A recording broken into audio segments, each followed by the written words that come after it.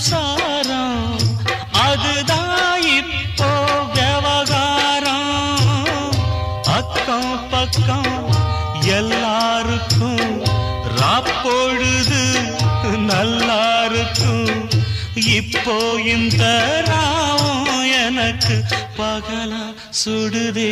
ஏன் நான் தந்தனத்தம் பாட்டு தாளமில்ல, ஏன் துக்கம் எதும் கேட்க ஆளுமில்ல.